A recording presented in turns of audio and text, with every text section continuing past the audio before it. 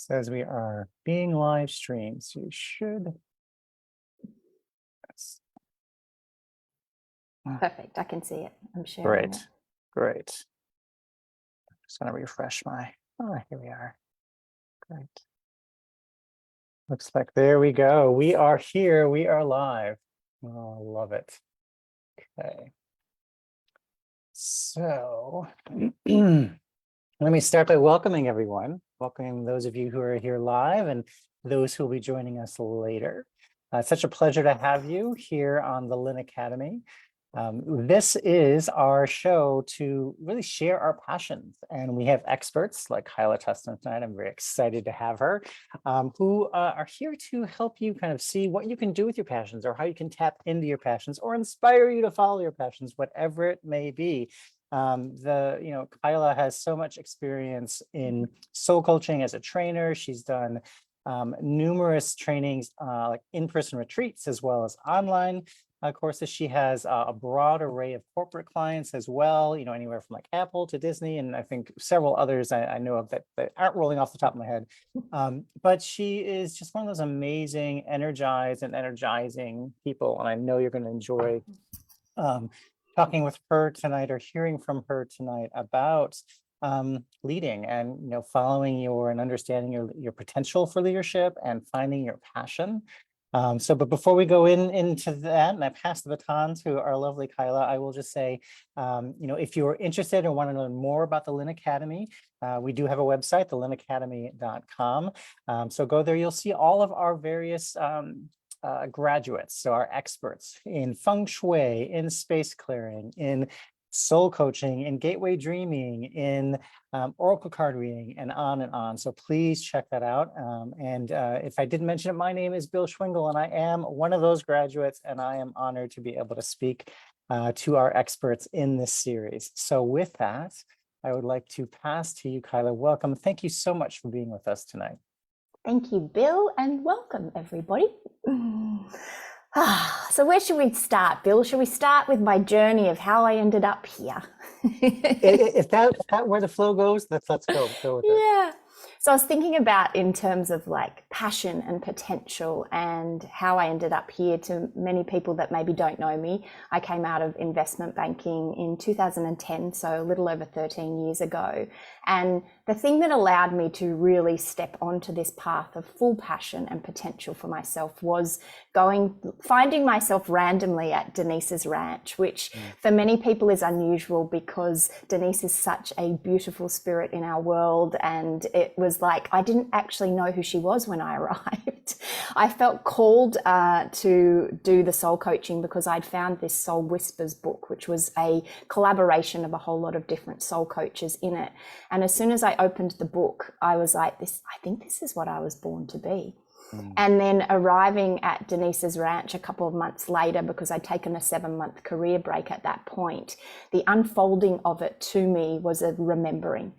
And in that remembering, it was as if this natural potential and this natural passion inside of me to, I guess, guide people within, but to also find all of the answers within, was invoked within myself. And from there, it became my lifelong passion to embody soul coaching and the wisdom of my own soul.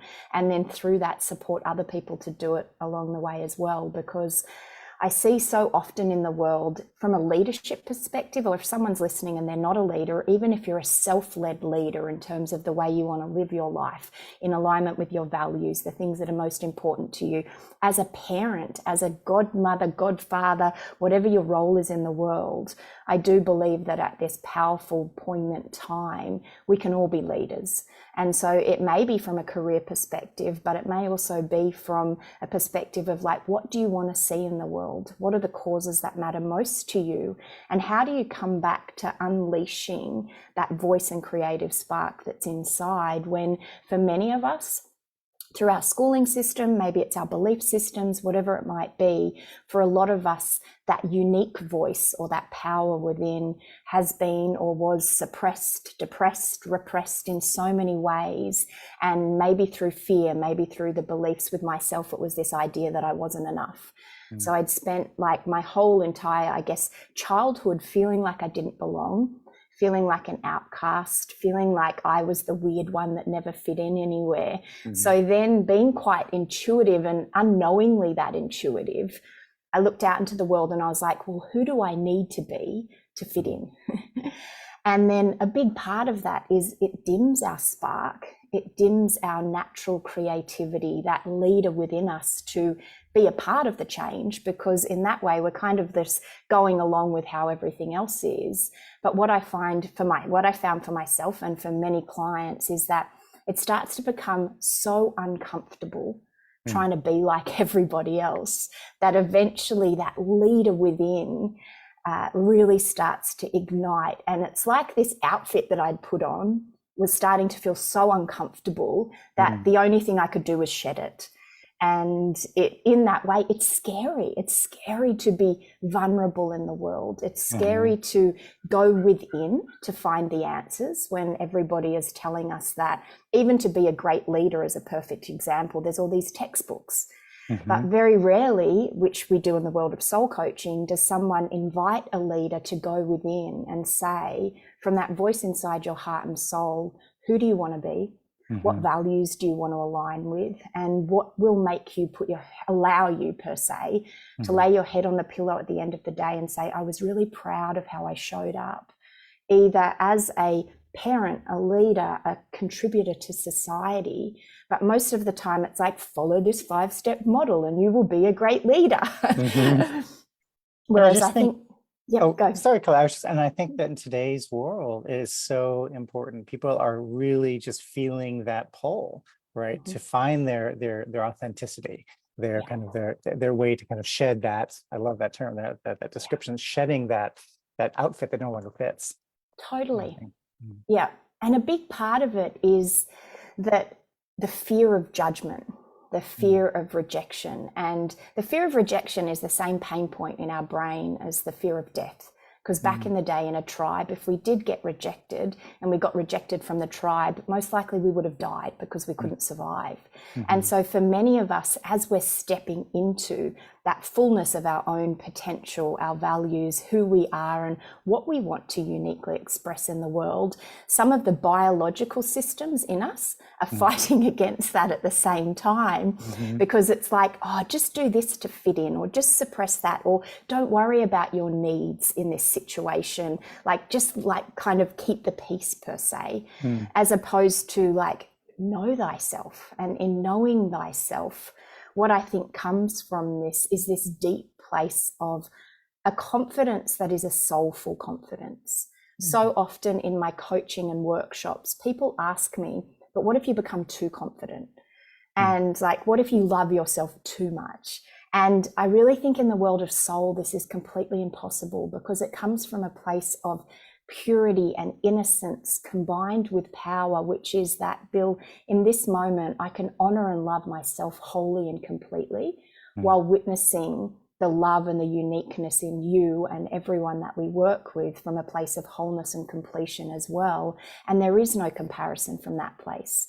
It's like the individualization of our uniqueness is what makes us all great and what makes us all shine brighter. And it's like, in celebrating me, I celebrate you, and we celebrate everybody in that way. And I often will say to clients that I'm your greatest raving fan until you are. And one of the greatest privileges I hear from clients, and I actually received an email last week, and one of them said to me, I haven't seen you in a while because I've been buying an apartment, all these things have been changing, but I just need you to know there's so many moments in my week where I say, what would Kyla do? And wow. I take that in from, there's a little like, oh, that feels so good. But also what I know she's saying is, what does my soul want me to do? Like, what would love do in these moments? And I think when we come into this place of unleashing that purpose and that potential and that leader from within, we actually then allow and grant permission for everyone around us to be fully expressed at that same time too. And it doesn't mean that it's not scary. We're like moving through all of these beliefs and these ideas, like children should be seen and not seen and not heard. Yes. I've cleared it so much I can't even remember it. And so for many of us, this idea of like speaking up about the things that matter to us, in many of the workplaces I work with now, I see there is so much conflict avoidance. Mm-hmm. And in that, there's a fear of actually like expressing ourselves fully, but that's where authenticity comes from. Like deep trust comes from knowing that you can move through challenges and stress and conflict with somebody, and you can do it with respect and compassion and kindness, and have diversity of thought and opinions within our leadership, within our workplaces, within our families and communities. And in that space, everyone feels held and heard. Mm-hmm. And I think with everything that we've gone through over the last couple of years, there is huge amounts of stress and burnout and exhaustion. Yeah. So for many people, even hearing the word passion feels too much, because it's like, are you kidding me? Like, you know how I feel when I wake up in the morning and you're wanting me to go like ignite my passion? I'm tired. So how do you get them there? How do you get them to be in that place of like, yes, I want that, with that passion? Yeah. So I think Meadow said something years ago, which I loved, and it really took me into a place of curiosity, which was that passion can sometimes sound too much to people. And it was in one of the programs that she was running, and I've thought a lot about it in my own way in the work with clients. And I was like, so where do we start? And a big place to start is enjoyment. Like, how can we actually, if you're feeling tired or burnt out, or you don't even know what unleashing that leader and that passion and purpose inside looks like, it's like, go on an inquiry of, firstly, what are the things in your life that when you do them, you feel enjoyment, you feel some pleasure, some delight in that. And it doesn't need to be large amounts of things. It can be small things, but what you're doing in that way is you're coming back to the knowing of what's important to you, but you're starting to really reconnect from the inside out, which is a big part of what I talk about. Because if we are feeling like we are at like our capped limit of capacity and we have no more energy to give, from that place, we can't step into supporting community, team members, family, or anything, because we've literally got nothing to give. And so having these moments of realizing that we can give so much more in the world with a place of like unconditional love when we give from a full cup. And so from that, it's like getting curious. What are the things that when I do them, I lose a bit of time? Because I'm just deeply immersed in it.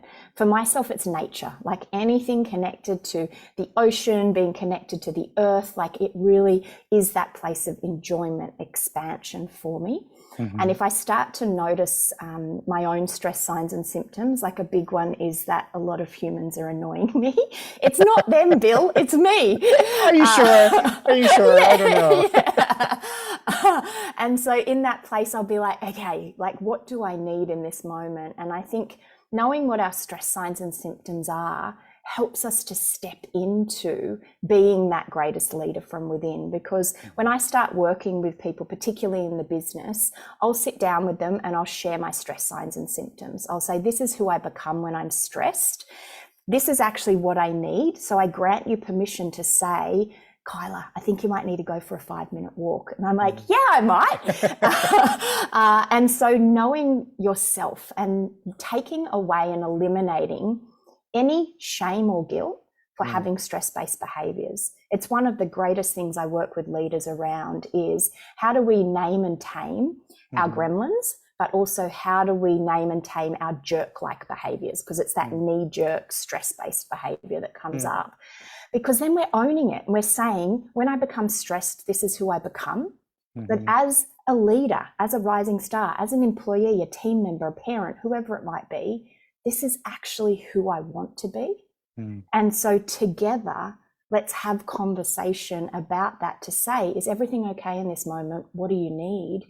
So that there isn't this idea, which I think is very old paradigm, which is that leaders in particular, parents in particular, have to constantly have everything together and shouldn't have any emotions whatsoever. And that's exhausting, right? It's so exhausting. Yeah.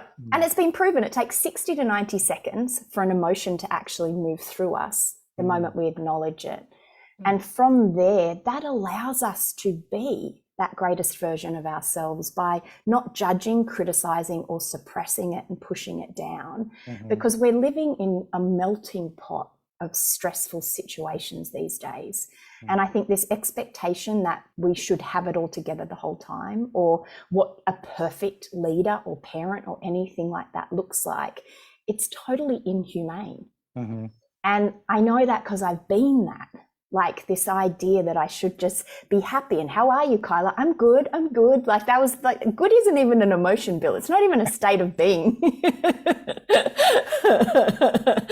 I still use it. Totally. Do you know what? Yeah. I think we all still do, but it's like, well, and for me, this is the part of it. It's like, how do we grant ourselves permission in this moment to be a part of something brand new? Yeah. And in that, embody what it is that we want to see. So one of the activities that I do with clients when they start is have them to define, like, who is your greatest self-led leader? Like, what are the qualities? What are the gifts and the strengths? And you can start by imagining who is someone that you admire in the world, and what are some of their qualities and strengths, because I see that it's not really an individual we're admiring. It's like an archetypal combination even. There might be more than one person in that. But how do we step into knowing that inside of every single individual on the earth right now, there is a leader within, and there is a unique voice that wants to be shared with the world. And in that way, grant ourselves permission to express it our way, with the deepest level of compassion and understanding for what people are going through. Because I think there's also sometimes a misuse of like expressing ourselves in workplaces saying, oh, I'm just sharing my truth. And it's like, yeah. And sometimes we need a little bit of discernment. And to look at ourselves and go, okay, what is my part in this? And like, do I need to actually go and take a mini time out to reset my nervous system, to calm down, and from a place of deep humility of my humanity, than from a place of, I shouldn't feel this way, I don't want to feel this way, I'm really sorry that I'm angry or sad, as opposed to, I feel really angry or sad or disappointed in this moment, and self-regulating and loving on that inner child inside of us that in that moment maybe doesn't feel safe. And it might seem weird to think that way, but in terms of from a leadership perspective, we really need to own and honor that magical child and the wounded child inside of ourselves, because I go into so many workplaces and I look around and I'm like, this is worse than a schoolyard. And it's all these anxious little kids just like banging up against each other, but everybody is a lot of the time saying, I'm in pain, I'm afraid, I don't feel safe. And instead of saying, is everything okay? What do you need? We will reprimand the behavior. Yeah. Yeah, and it really hits this whole need for psychological safety, right? That has become such a buzzword, but it's so real, right? It is just something that we need to be able to come to a place to say, okay, I feel that I can express, right? So totally. And I think like with the work that you do with the feng shui and the work that I do with the soul coaching, it's like the psychological safety and the emotional and energetic safety. So there's a big part in that of like, well, what are our environments like from that place and that space of allowing people to fully express themselves in their ideas, their creativities, their innovations? Because what I see as well is that by suppressing parts of ourselves and pushing down our emotions, it limits and in a way debilitates the creativity and the innovation that is needed for us to step into. I talk about the future of work, because in the last 2.5, 3 years, and I know you've experienced it a lot, workplaces have changed. Like, we're not going back to the way things were, yet they pivoted and changed like at the blink of an eye. It was literally overnight. Like in Australia, it was overnight. Majority of people couldn't go to the office, right? Right. And so emergency things were put into place for hybrid, at that point, remote working environments, but now hybrid ones. But we're still trying to run things the way that we used to do it. And then not actually pausing to say, I don't have the answers. So together, can we say, is what we're doing working? And is there a better way? And can we invite this discussion across all areas of companies and businesses, even within families and communities as well, and say, is there actually a better way of doing this? And I think that brings up a lot of fear of like old ways and questioning and things. But I think if we don't bring in curiosity, we're staying stuck in these ways that we've not really thought about. Does this serve the human spirit? Is it serving people physically in terms of, like in Australia, US, basically globally, we have these rising rates of mental health issues, anxiety, obviously depression, suicide ideation. Yet on the flip side of this, I think a lot of it is emotional health that we're needing to look at. And it's like, are we creating environments at home, in our communities and in our workplaces that allow ourselves to thrive now that we're in the technological age? Because I think we've just sat in front of a computer as opposed to sitting in a room with people, and we're expecting our nervous systems and our neural pathways, our brains and our bodies to adapt. And then we're like, why can't anyone sleep? Why is everyone yelling at each other? And it's like, because we're in fight flight the whole time, and those jerk behaviors come in. And I just like really know that intuitively people have the answers to what we need. Yeah. And just listening. It is. And trusting too, right? Because I think that people just have this fear. Well, what if I fail? Right. You know, and so what if you do, right? I mean, that just seems to be the reverse of that. It's like, okay, well, that's how you learn, right? But it's still such a hurdle. Yeah. And what if I fail, or what if I share an idea and I'm embarrassed or humiliated? And then it's like, but all of these juiciness, this deliciousness of like creativity, innovation, ideas of how things could be done. I had speaking training years ago from this amazing woman in the US. She's a mime. And when she goes into workplaces, she talks about it from the perspective of, what if your idea leads to the very next best idea? So then that way it's just this free flowing of sharing ideas, of collaboration, of creativity without this like complete attachment. And I was working with a client a couple of weeks ago, and we had this discussion because she feels like her ideas have to be fully formed before she brings them to the board. And I said, you're going into a room of really wise humans. Wouldn't it be better just to go with a half-baked idea and just say, like, this is what I was thinking. Can we now have a discussion about it? Because that way you're actually utilizing the collaboration of all of this wisdom that's in one space, instead of like feeling like, well, if I bring half an idea to something, it's going to look like I don't know what I'm talking about. And I think seeing wherever we are as these places of community, and how do we do that? And I know a big part I was going to touch on and talk about today is what I like to call the unified leader.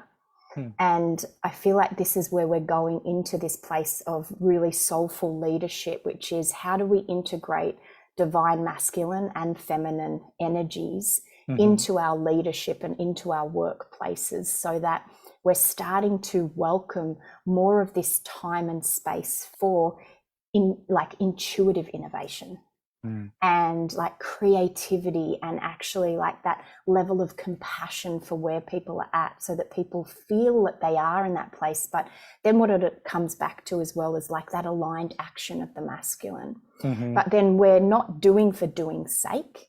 We're actually going within, we're future dreaming, we're storytelling about where we want the direction of things to go. And we're allowing a bit more of that intuitive flow of the feminine in that space, while also then taking like really empowered, powerful action that we know is heading in the right direction, while also then adjusting and adapting along the way. Because I think that's the big part that we often miss within that feminine energy. I see it like the water. So the riverbanks is the masculine. It's like the structure, the operations, the actions that we're taking, the strategies. But the feminine is flowing. And then it goes around a corner. It's like, I've just gathered some extra information. Brings it back and we discuss it. And then we're like, well, is this direction still the best direction for where we're going? But I think sometimes we hold on to things so tightly that in that space there isn't opportunities for change, for pivoting, for actually asking like, okay, if the macro environment in our lives, in our communities, in the world is changing, wouldn't it make sense that we do things differently? Right. Absolutely. And I mean, change management, right, is huge in the corporate world, right? And it creates so much angst and anxiety. And you know, I think that what you do and the way that you do it is a beautiful way for people to kind of look at it with a new perspective, right? A new, just from a new place to be able to say, oh, wait a minute, no, we can, right? So it's just beautiful stuff. I'm going to see if we have any questions here, just checking here. We have several people joining us, which is lovely. We've got Amanda and Angie and Darlene and Carrie. Hi, Carrie. She says hello to both of us. Hi. Same Carol as well. Let's see, Alana is watching. Doesn't look like we have any specific questions right now, which is just fine. But so I guess, you know, when I think about, you know, my workplace, right? And I feel like they are touching on bits and pieces of all of these things, right? They talk about wanting to be agile, which is a very kind of masculine kind of a thing, but the idea behind it is this flexibility and going with the flow as things happen. And it's just, you know, it's just, I feel like all that the corporate world is getting ready. And so I'm curious with your kind of experience with your clients and things, you know, because you've been doing this for a while. Have you seen that trend where, you know, it's much easier now for people to hear you, if you will, in kind of what you're saying and how you're saying it? Yeah. Look, one of the gifts that's come out of the last few years is that everything emotionally got so heightened for people, and the world changed and environments, workplaces changed so much, is that we couldn't ignore it anymore. I find there's still a little bit of band-aid effect going on in terms of, let's just hope that we can put some band-aids over some of the issues that are coming up. And yet on the flip side, there is amazing individuals doing the deep leadership or individual, whatever their role is in an organization, work that energetically is going to bring about change. I think what can happen is when you're in an organization and maybe you're feeling a little bit disheartened or hopeless around the way things are done, we can forget the power of the individual. And what would it feel like for us individually to be able to know what our values are, know what our stress signs and symptoms are, and share those with people openly, to have authentic conversations, to take radical self-accountability for our physical, emotional, mental, and spiritual health and well-being, so that we can, at the end of the day, reflect and be proud of how we've shown up. And that has a ripple effect from a workplace perspective, from families, from communities, from wherever we are. So the invitation for me to clients and to anyone that I meet is always start with self.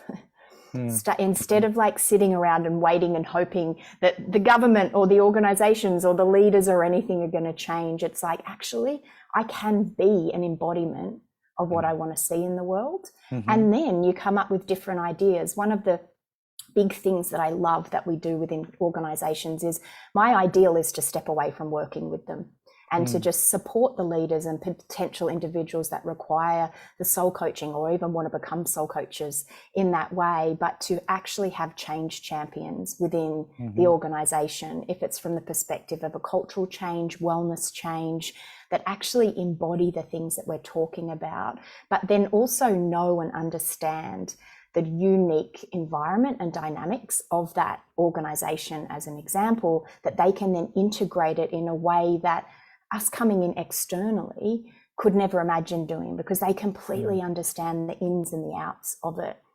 And so I think, like we were talking at the beginning of like tips for people, from a starting point, look after yourself.